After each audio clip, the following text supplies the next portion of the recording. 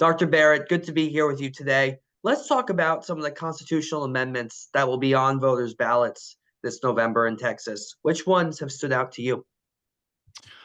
Well, we've got a good number of amendments that will be on the ballot, and a lot of these are dealing with taxes. And the ones that are going to get the most attention, the legislature is trying to provide some tax relief for real estate, property taxes. And so, of course, that'll be very welcomed by voters. And so, some of the amendments there increase the homestead exemptions that you get. There's a general increase for everybody, and then there's an additional increase for seniors. And so those, of course, will be crowd pleasers and will pass. I think that's where most of the media attention is going to be. But then there's a handful of other things here as well. They're banning certain types of taxes, which doesn't really change anything because if you've got the momentum to ban it, right? There's no real will to enact the tax in the first place, so that's mostly performative. There's providing some money for water infrastructure. There's an amendment that tightens up the bail requirements for violent offenders. Kind of a smorgasbord of other things that are going to be offered out there. When it comes to, compare some of the amendments that are on the ballot this year to other legislative sessions, what are you sort of seeing there? Well, again, there's a good number of amendments, and part of the reason why you get a lot of amendments like this is in the Texas Constitution, you have what they call kind of statute-like language, which is to say the Texas Constitution, unlike the US Constitution, it doesn't just kind of outline the process for passing legislation, but it also has provisions in it that are kind of like laws baked into it. And so that's why we have a good number of amendments that are necessary. What in some places would just be normal legislation, other places, okay, you've got to get an amendment passed here. And so that's kind of what prompts all of these amendments. And voters usually don't take a huge interest in these. The elections, the ratification is held in the off year cycle, so there's no president, governor, on the ballot, and so that means lower turnout, lower interest in general. So again, we've got a good number of amendments, but this is pretty typical for Texas and some other states as well that you get a lot of these types of amendments. Talk to me more about the bail reform amendment in particular, because Governor Abbott has talked a lot about bail reform in the last months. Do you think this is something that could pass? Well, the peculiar thing about this, right? So the amendment, um, the idea behind the amendment is to give more authority to judges to deny bail to violent people that are accused of violent crimes.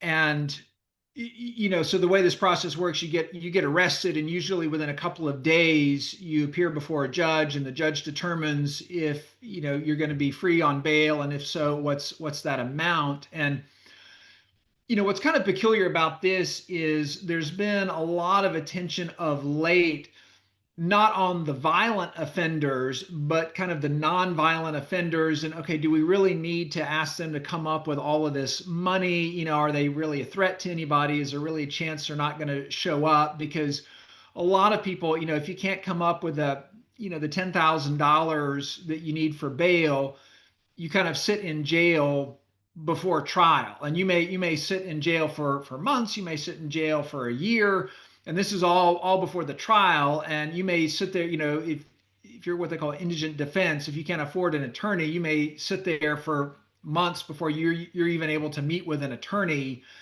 And then when it rolls around to having your trial, a lot of times they'll just say, look, you've been in jail 6 months, 9 months already, we're just going to let you go with time served.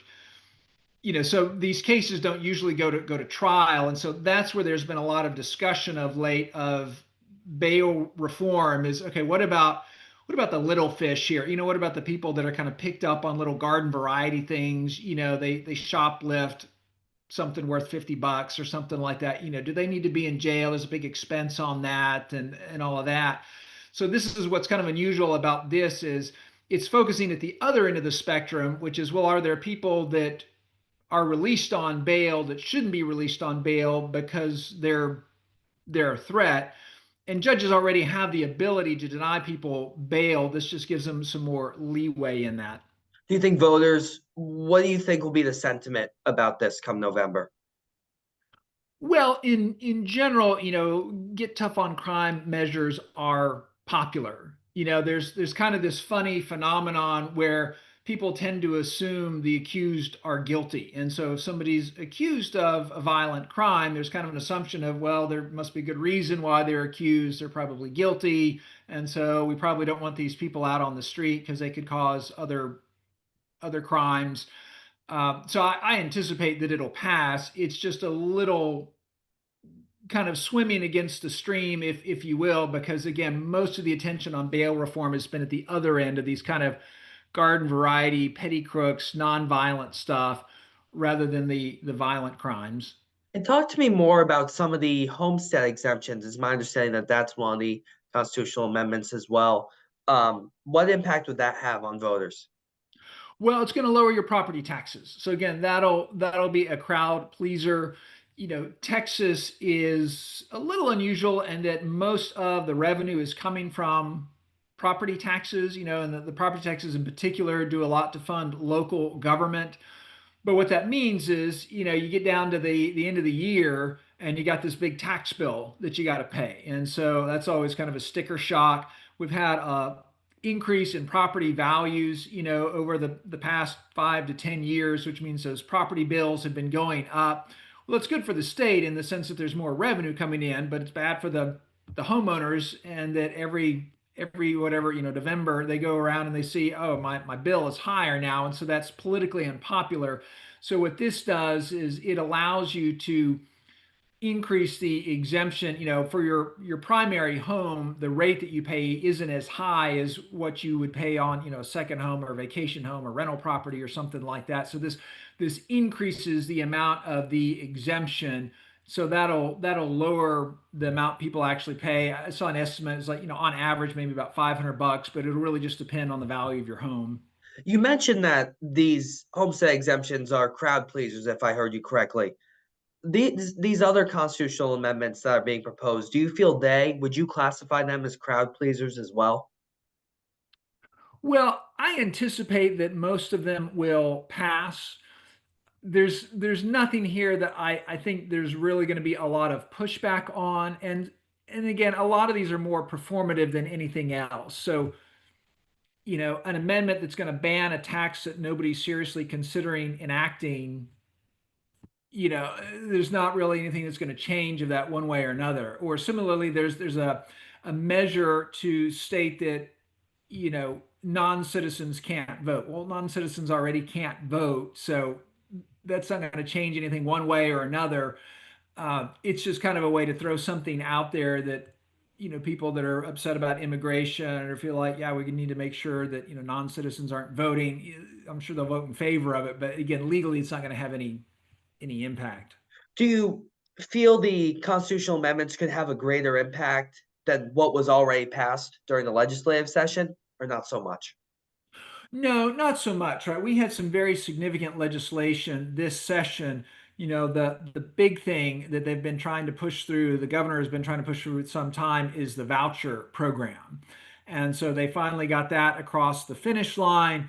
A lot of changes in education as far as, the funding, and again, the voucher program that'll start not this fall, but next fall. And so that's going to be a pretty substantial change, is because, now homeowners that have, well, I mean, all people that have children are going to be eligible to apply for a voucher. And there's only so much money available, so not everybody's going to be able to take advantage of that. But there will be the startings of a voucher program where families can apply, for those funds to go to a private school to educate their children. So that's going to be a pretty significant change that people are going to feel on a real day-to-day basis. So my kids are going to a different school now. Now, sort of wrapping up here, what do you feel voters should really keep an eye on in regards to constitutional amendments in the coming months? Well, I don't anticipate any of these measures are going to be particularly controversial. Some of them are a little wonky, that gets in the composition of commissions and that kind of thing. So I don't see voters really paying a whole lot of attention to this outside of, again, the property tax relief. That there'll be a lot of attention on that, a lot of enthusiasm on that because people, of course, like lower taxes. And one more I want to ask you about is the water infrastructure one. Of course, there's been a lot of talk about water this session. Is that something you feel that voters are particularly passionate about? I have a feeling that's going to be one that doesn't get a whole lot of attention. Um, when it comes to infrastructure projects, there's, I think, kind of an assumption a lot of times by voters that, well, if the legislature says we need this, I guess we need it then. It's kind of like you ask people, do you want roads and bridges and electricity and water? Well, yeah, I want those things. It's very difficult for voters to judge, all right, do we have enough? Do we need to spend more? There may be particular, I don't like this road, it has potholes or something like that, but it's hard for voters to really kind of connect that with a constitutional amendment. So I don't know that that one will resonate with voters that well.